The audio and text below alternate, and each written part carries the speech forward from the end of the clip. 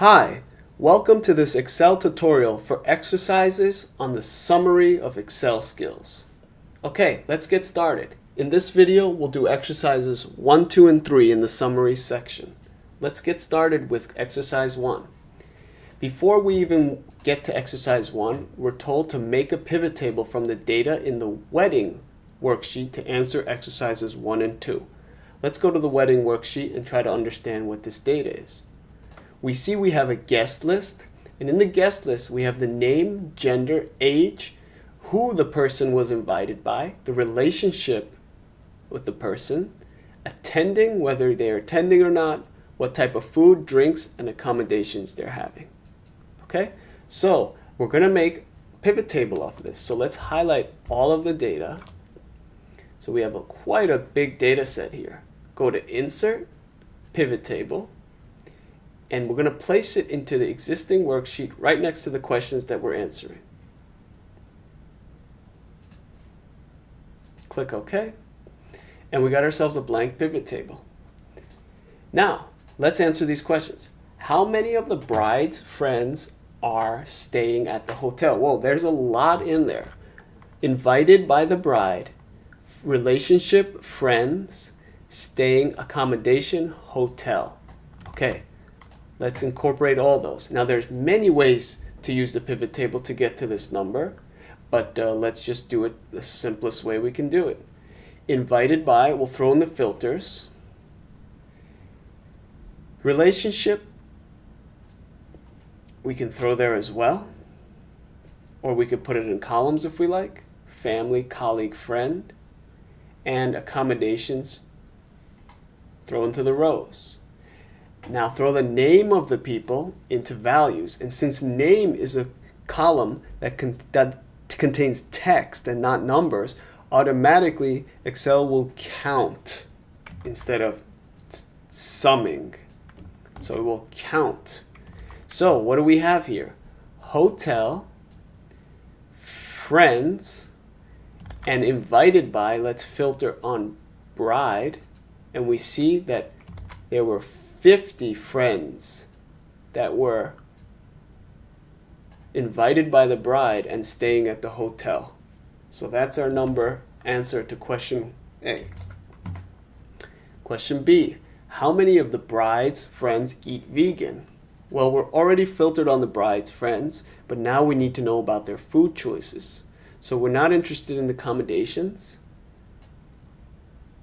and the relationship has to be friends. So we'll keep relationship, and food we'll throw into rows, and we'll see that the bride, friends, eating vegan are 17. So that's the answer to question B. Now you could have also done this another way. You could throw relationship under filters and just say friend here. And you see, same result. You could also even throw food under filters. Everything under filters. If you are looking for a specific number, you can do it this way. Okay, so there's many ways to get to these results, as I said earlier. So our answer is 17, no matter which way. C, how many of the groom's friends could not attend? Okay, so groom's friends could not attend. So we're interested in who invited, the relationship. We're not interested in the food. We're actually interested in whether they can attend or not. So that is attending. So we're going to actually put attending into the columns or rows, and we see that we need to change the filter to groom, because it's groom's friends not attending. So right now we're at bride's friends not attending. So groom's friends not attending is 8. And that's our answer for question C. D, how many men are staying at the hotel? Okay, so we don't care who invites them. We don't care their relationship. We don't care whether they're attending or not because that's going to be in the accommodations. We want the accommodations and we want the gender. So under gender, we're going to choose male. And staying at the hotel is obviously hotel. And we see that there's 90 males staying at a hotel. Perfect. We're doing well. Question E. How many of the groom's female family members are eating vegan, drinking red wine, and staying at the hotel? Okay, so there's a lot criteria we have to incorporate. So we care who invites them. So let's start from scratch. We care who invites them. We care their gender. We care what they eat, what they drink, and whether they're staying at the hotel or not. Now, this is the cleanest way to do this. Let's see what the result is, and then we'll see an alternative way. Invited by the groom, gender, female. Oh, we also are interested in the relationship. So how can we update this? Let's throw that right there. Doesn't matter, I could throw it later, but family. So again, groom, female, family member. So groom, family, female, eating vegan, good choice. Drinking red wine, better choice. Staying at the and staying at the hotel. And we see that the count is just 2. Now, we could have also seen this a little less tidy as this by trying some other choices for these. So you could have done something like this. You could have made it more complex by throwing these things around. The point is, at the end, you would always get the same result. For example, vegan, hotel, vegan, red wine, family, 2. Same result. Okay? All right, let's go back to that original way. If we're looking for a particular number, it's always nicer to do it the cleanest and simplest way. So, hotel, vegan, red wine, family, back to 2. Okay, great. So that was exercise 1. Let's move to exercise 2. In exercise 2, we're asked, what is the total cost of the wedding dinner? And we're given a small table which gives us the price per person. Vegans, $35 per person. Meat, $45. Red wine, $12, etc. What we have to do is get how many people are going to be eating vegan, how many people are going to be eating meat, red wine, white wine, beer, and non-alcoholic. If we can get the number of people, then we can multiply the price per person and get the cost for each of these subcategories. Furthermore, if we go to question B, we're asked to divide the cost of the bride's guests and the groom's guests. So if we know we're going to have to answer this question, let's do that from the beginning, because we know that the total cost will be the sum of the bride's cost and the groom's cost. So let's do brides first. So let's use pivot tables to do this.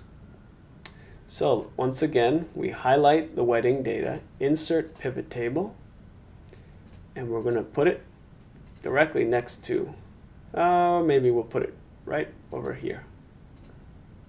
Okay. So what do we need to get first? Let's do food types first. So food in the rows. And we're doing bride first, so let's put invited by. Okay. Okay, it seems that we haven't given ourselves enough space here to perform our pivot table. So let's actually move this pivot table a little bit over to the right. So again, insert, pivot table, choose a location, and let's put it a little bit more to the right here. And maybe down here. Okay, so it's out of the way of the previous pivot table. Okay, so once again, we want the food choices. We want invited by the groom. Let's do bride and groom separately. So invited by in the filters.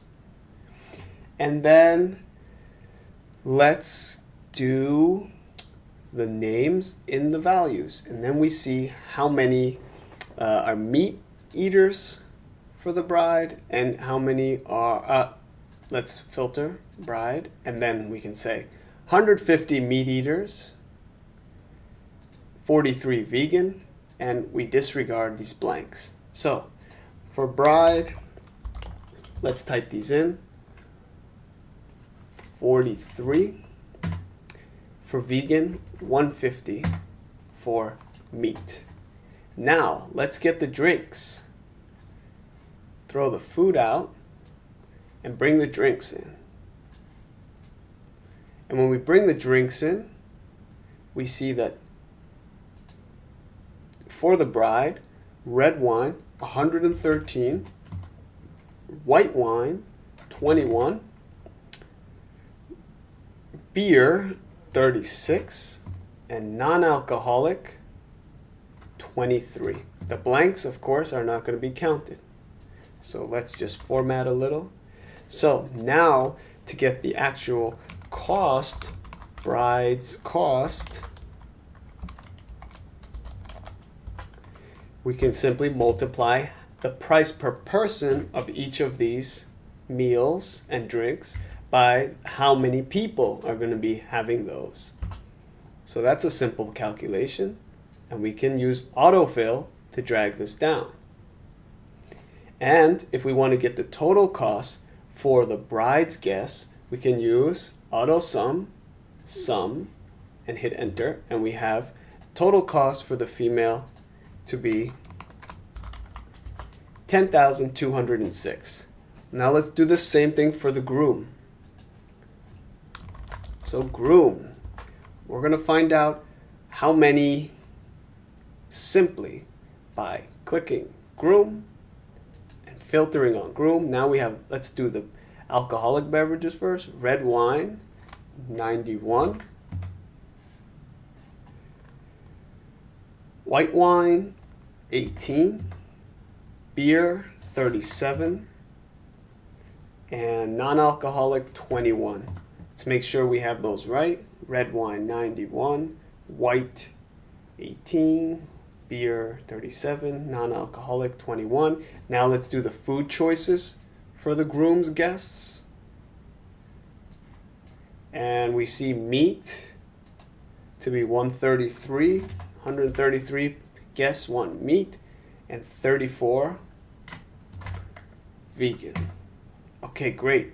Now that we have the quantities for the groom, let's get the groom cost by simply doing a multiplication of the price per vegan times how many vegans. That tells us that the cost of vegans is going to be 1,190. And then we just autofill this formula down. Because we use relative references, we can drag this down and we get all the costs for the drinks and the food. And then we can get the sum for the groom's guests to be equals sum, open parentheses, highlight using the white plus sign, close parentheses, enter. The total cost for the groom to be 8,826. I'll bold these two. Now, the question originally was exercise 2 part A. What is the total cost of the wedding dinner? So we're simply going to sum the bride's cost and the groom's cost. And we see that the total cost is 19,033. Perfect. In the next question, part B, we've done all the work. Divide the costs of the bride and the groom's guests. So over here, we'll simply refer to the bride's subtotal and the groom's subtotal. That's easy. We did all the hard work. We can format these cells, of course, as comma with no decimals, so we can read them nice and cleanly. Next, last part of exercise 2, we're asked, how much would meat dinner cost for the total price to be $20,000? So the total price, we want this to change to $20,000 only by changing this variable. Or in other words, how much would the cost of meal have to be in order for the sum of this and this, so the sum of these two, to equal 20,000. We know how to do this. Goal seek. So before we set that up, I don't want to change this number, so let me do this calculation on the side here. Because remember, for goal seek, you have to have good formulas in place. Then Excel can actually do the calculation, solve the equation for us by changing meat in order for total cost to equal 20,000. So let's do this. Data, what if analysis, goal seek, set cell, this cell, to value 20,000 by changing the cost of meat, and that was the price of meat. Click OK.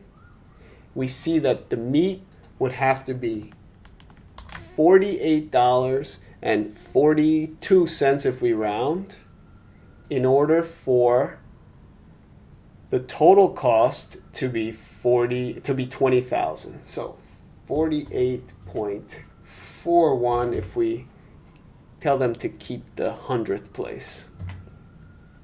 Okay, great. So that's exercise 2.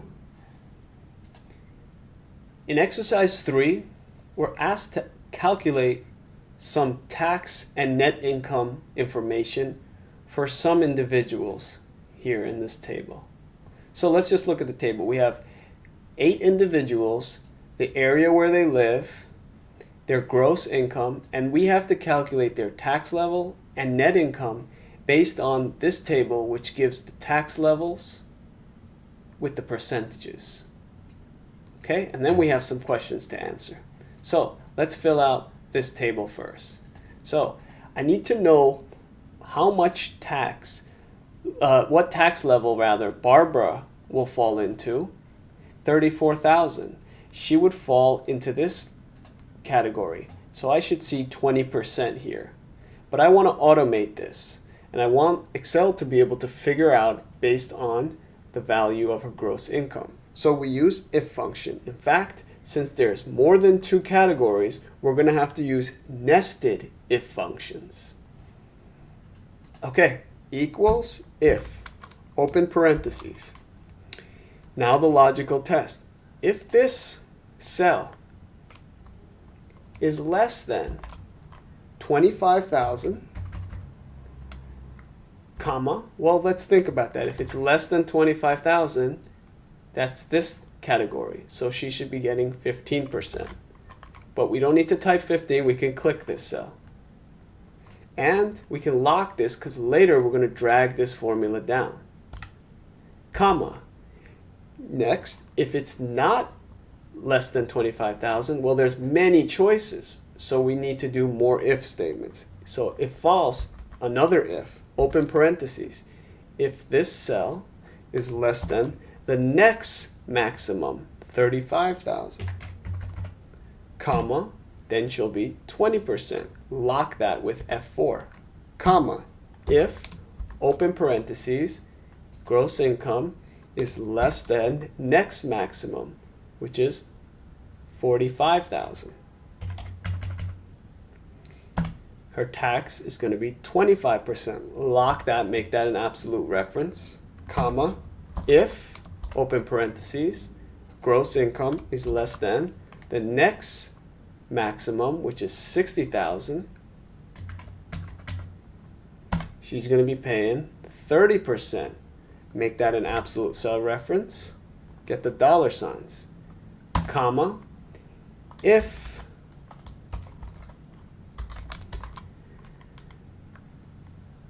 gross income is less than next maximum 75,000, she's going to be in this category. Click F4, make it absolute cell reference. If everything else fails, the only thing it could be is this, so we don't need no more nested ifs.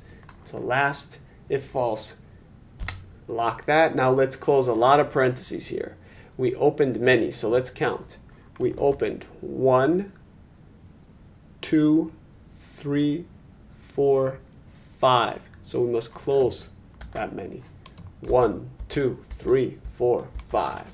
Hit enter, and in fact, although it's not formatted as a percentage, we can pre-format the cells to be percentages, and we can drag this down and use autofill to get all the tax levels for the 8 individuals.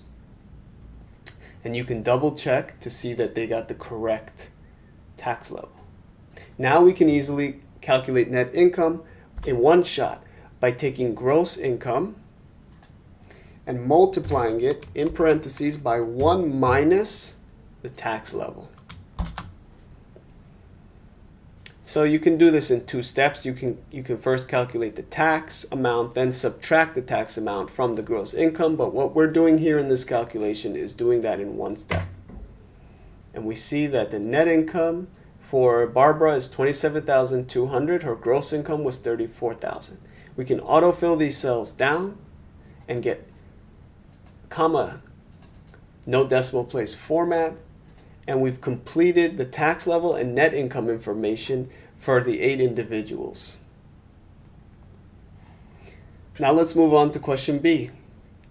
C, D, and E, all the way up to F, ask us to actually find out information based on these values that we calculated. So let's take a look at B.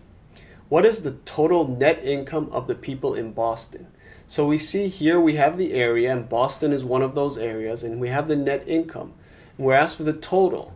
So a sum should do this. But we only want the sum of net income for Boston people. So we should back up and do sum if. Now the range is the area, comma. The criteria is Boston, and be careful, spell it correctly and put it in quotes because it's text, comma, the sum range is the net income.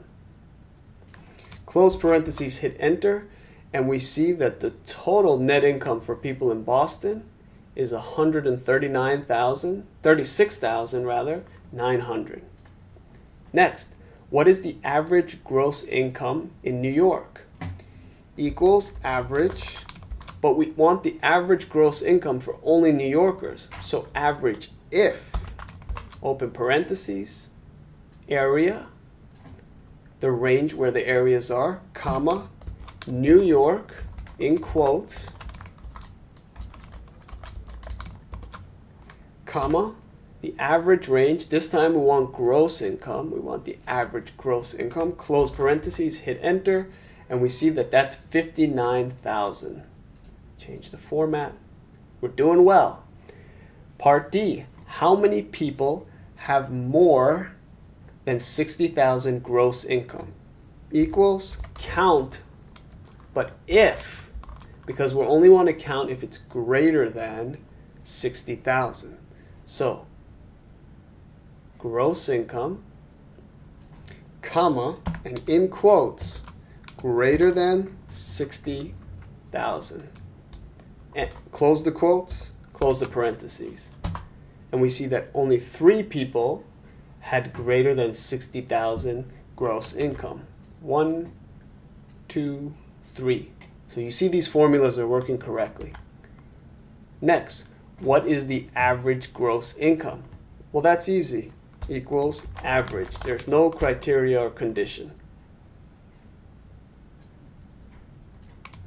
So we don't need average if. 58,625. Finally, part F, what is the total gross income?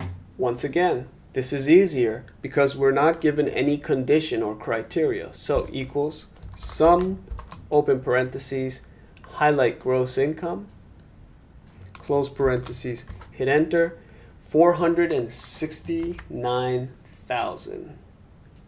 Okay, that answers all the parts of exercise 3. We're successfully completed these parts of the exercises. We still got a few pieces left in this worksheet, so stay tuned and check out those reviews. Keep practicing. Until next time, have a great day. Goodbye.